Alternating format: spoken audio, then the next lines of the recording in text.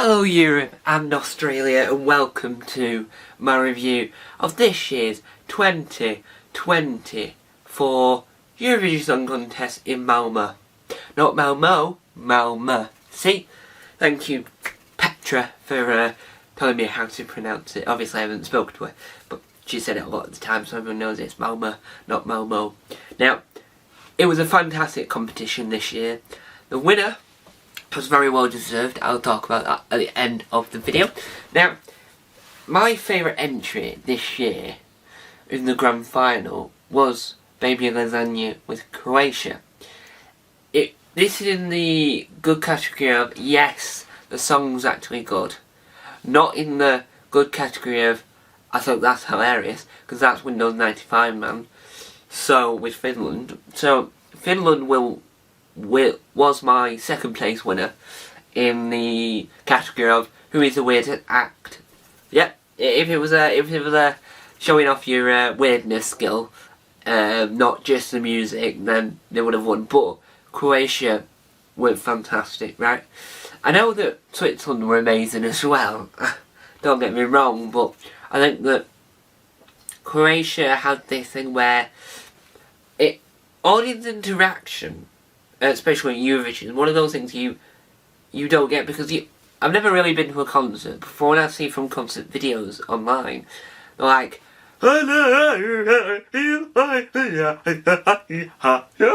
this is the audience singing along, right? But you hear that, you don't hear the words because you hear the artist, unless the person filming is like really close to the camera going, and you can only hear them instead of them.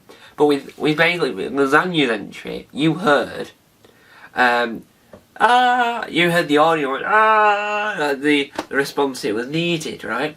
You heard the audience, even though I don't know how far away the camera was, but you heard the audience, you heard them, and that's what you want from it. A good song has to be so catchy that you hear the audience at the moment where he's moved away from the mic going, your turn, instead of going, it's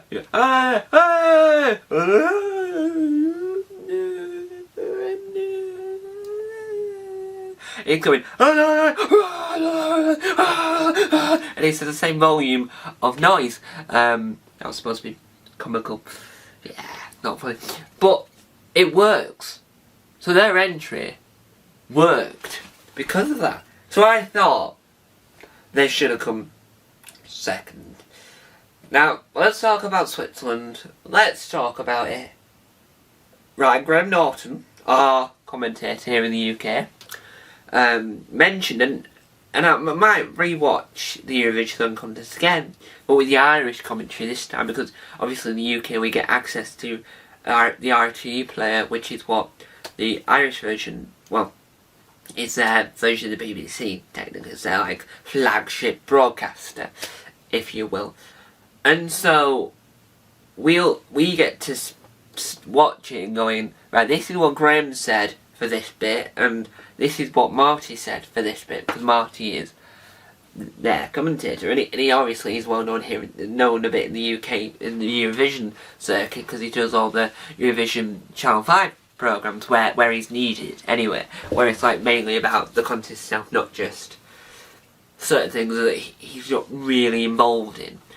So Graham was talking about how it looked like a lazy Susan or an exhausted Susan, which I thought was hilarious, because a lazy Susan, if you don't know, it's the thing where you spin and you make cakes with it, or in my use of a lazy Susan, because I have one, you put your object that you need to film and you spin it. You spin it, like, gently, so that you can capture that footage of whatever you're trying to film. And I think that just adds to the amazingness of it. Because it's like, it's more a seesaw rather than the spinning element, but anyone that can perform and know that they're not going to fall off this thing is incredible, right? Anyone that can go, right, I'm on top of this now, I'm going to be spinning that way, I'm going to be spinning that way, and I need to make sure that as I'm singing this note, I'm going that way, and then I was singing that, and I go, that is pure talent, right? No matter what anyone else says, oh yeah, he's only won because the stage was amazing. No, they've only won because the performance and staging was amazing. It could have all gone wrong. Windows 95, man, if you put the channels on the wrong way, that really would have gone wrong. And that was more likely to go wrong than Switzerland. But Switzerland, Nemo, had this element of like, and it didn't faze them. And that's what's amazing about the competition, is that you would watch X Factor, right? This is a broad example. You watch X Factor and he's like, oh yeah, this is my impression of a song without actually trying to sing, because I know I can't sing, so I'm not going to try and sing. I'm just going to do an impression of someone singing without actually singing, if that makes at all any sense. It goes, and then someone else sings, and there's nothing to it. The staging, like, let's say, Dry Ice, that's the word I was looking for. Dry Ice, and they're like, with a wind machine, and that is alright. But at Eurovision, you would get, like, obviously, a few years ago we had Australia that was going this. This is the little rod thing that was on the stage. The artist was on top of it, and every time she sang, she went, she went that way, and then she went, she went that way, and that, you wouldn't get that anywhere else. So, Nemo's performance was A, what Eurovision looks for now, B, was just incredible, and C, amazing. There's nothing more I can say about it without sounding like I'm a repetitive robot. Because I don't want to be a repetitive robot. No one wants to be a repetitive robot. But the other contestants, let's talk about the other acts before we round off this show. Let's talk about the other acts, right? I think Bambi Thug for Ireland was unique. I quite liked it because of the unique element. That genre of music, which I was talking to someone the other day, yesterday I think I've come to the conclusion it's thrash metal. And the only thing I know about thrash metal is that it screams. I think that's the screaming music. If I'm wrong, let me know down below if thrash metal isn't the screaming music. And Bambi Thug was this screamy act, and for Ireland anyway, in the last few years, no one has done that, so I think they only got to the final because of how unique their song was. How, I don't know, how imaginative it was, how different it is to anything Ireland has had before, and I think that's what secured Bambi's rights, like secured Bambi into the grand final. It wasn't because of anything else, it was just based on the fact that the song was unique, people loved the song. I mean, you wouldn't be able to sing along to it really, but it is one of those songs that you will recognise if you hear it again. A lot of the other countries, I mean, the Ollie Alexander for the UK, who's a BAFTA award winning actor, his performance was good, but I mentioned this once on this channel when I talk about Junior Eurovision.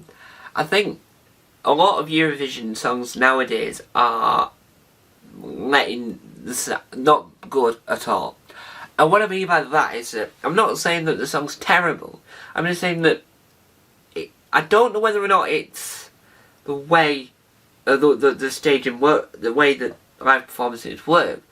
But I listen to, let's say for instance, let's give a very good example. You listen to Stan Unique's song from Junior Eurovision 2023. They performed it live. It was alright. But you listen to it, right? You listen to a recorded version that's on the album, that's on the Junior Eurovision 2023 album, and you listen to it going, oh, that is amazing. Why did that not win?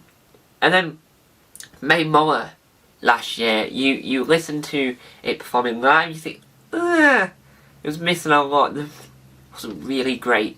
But then you listen to the recorded version, going, that is incredible.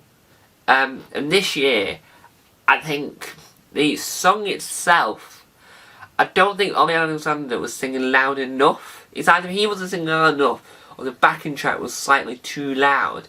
I just sort of lost some of the lyrics. I think that's what might have lost it for us there. And that wasn't Ollie Alexander's fault. I think that was the playing back's fault. But when you listen to Dizzy, which is the name of the song, you listen to it on the Eurovision 2024 album, that song is brilliant from there. But when you watch it live, when you compare the two, there is something fishy going on with Eurovision. It happens a lot. So it's like, Sweden, their song was really good when they're not performing it live. But when they perform it live, it sort of lets it down. And it's never the performer's fault. I always think it's never their fault. I think it's always the backing track. I think it's the volume or something. Because they're singing it the exact same as they're doing here. But I think it's because of the backing music. There's something always off with it. And it might not be me, I might not be the only one that thinks that it sounds slightly off and not right. But in my opinion, it sounds slightly weird. That might just be me. If anyone else agrees with that sentiment, please let me know in the comment section down below. Because I know that the artists are trying their heart out, are blasting their heart out, singing their heart out, and doing a fantastic job, all of them. But I just think the backing is letting them down.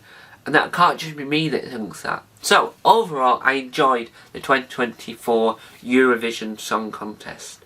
I'm back with more videos, probably reviewing the national selections, talking about the national selections, talking about how we did in that selection. I'm trying to work out how to do a Johnny Logan documentary. I tried the route of archive, which is what they did for an ABBA documentary on the BBC, but I can't find any good archive interviews from Johnny Logan. So if anyone's got any, please let me know in the comment section down below. And we'll have more videos. Obviously we'll review Junior Eurovision 2024. I'll try and review an older edition of Eurovision Choir and Eurovision Young Musician. And I'll try and review I'll try and talk about our entry in Eurovision Dance, which wasn't much, but I'll talk about that. So, there you have it. There's a lot more coming from the Eurovision world.